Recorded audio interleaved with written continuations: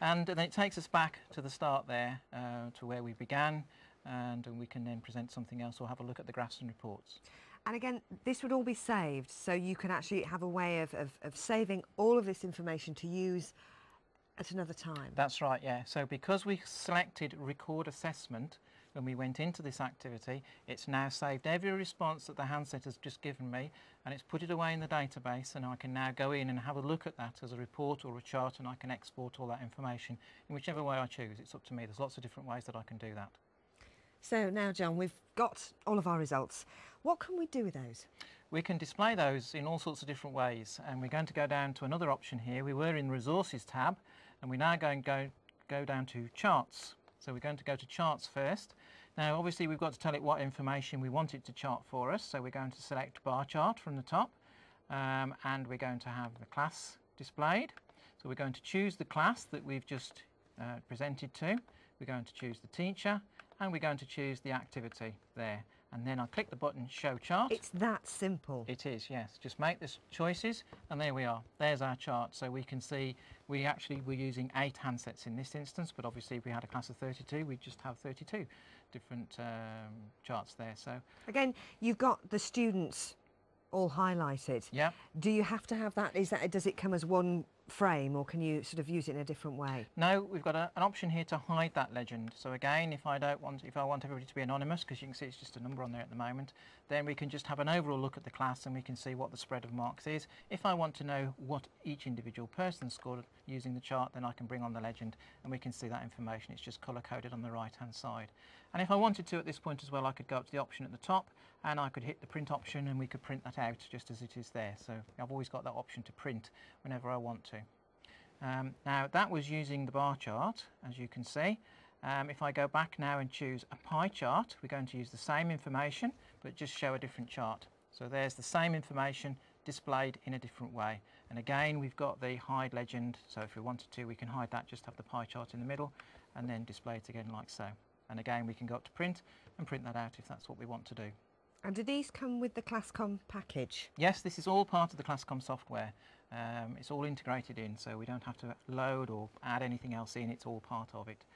So those are the first two things we can do. We can display the charts, then we can display the reports. So if we click on the Reports tab, again it's waiting for us to tell it what it wants. So we've got 4 different ways of reporting. There we go, those up there: class score, class answer, student report, question summary report. If we go to class score report first of all, and again, which class, which teacher, and which test do we report on? So, oops, go back and select the right one. There we go. And then ask it to generate a report on that. So what it's telling us now is those are the 8 people in the class. The total marks possible was 26, and you can see what each person scored and their mark as a percentage as well. And a great way of maintaining and keeping all the data that you need and all the results that you need. Now we've got a bar at the top here now, of course, and we can do lots of things with this data. So if we want to export that document now, as you can see it says export there, drop that down. Those are all the different ways that I can now export this particular piece of information or data.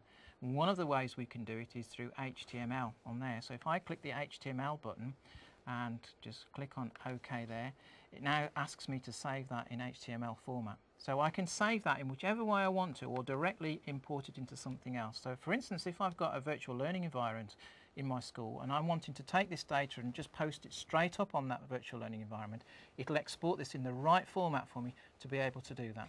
Talk me through virtual learning environment.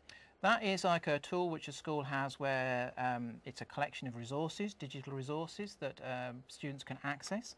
It also gives access for, say, parents to look at timetables, look at reports, look at progress on their pupils, and it gives access for teachers to be able to access their own timetable, for instance, and assessments and mark books and things like this. So it's a mechanism by which teachers, students, parents can access information from the school. But they're very popular in schools these days, and they're growing rapidly, and all this kind of information will be posted up on there and made immediately available within the school to whoever needs to see it. It could be the assessment coordinator, for instance, wants this, or the head of year, or the deputy head, or whoever is in charge of reporting might want this information, because this might be a very important test that we've just run at the end of a term, for instance. So it's making really all this kind of information a lot more open and accessible Yes, indeed. to everybody who's Yeah, involved. that's right. I mean, another way we can export it is directly to email it. So we can go into here and it says, right, we're going to export this as a PDF, or we can email it straight away. We can drop that menu down and we can say, right, I want to email this out. In what format do you want to email it out? So we've got lots of different formats. Again, it can go straight off in email format. So I don't even have to worry about opening up my Outlook Express and attaching it to a document and everything else. It can just go out. Sends Oh, it wow. straight out for me if I wanted to do that. And then I can adjust this on the page. I can adjust the margins, the layout, the colour and everything else if I wish to. And again, I've got the option to print it if that's what I want to be able to do from the top there. Again, it's a very well used, well recognisable format. Yeah, indeed. Yeah, and remember that's just one, so we can now look at the class answer report, for instance, and again, generate the report. So you can see this is giving us different information now. So we can see now for handset ID on here, here's all the different questions, and this is the responses that that person gave to me, and that's the time that they took, and then it's got their score up at the top there. Again, being able to highlight students' strengths and weaknesses. Exactly. So I can look through as a teacher and I can see, right, that person was good at this but not so good at that. That's where I need to focus in my next lesson.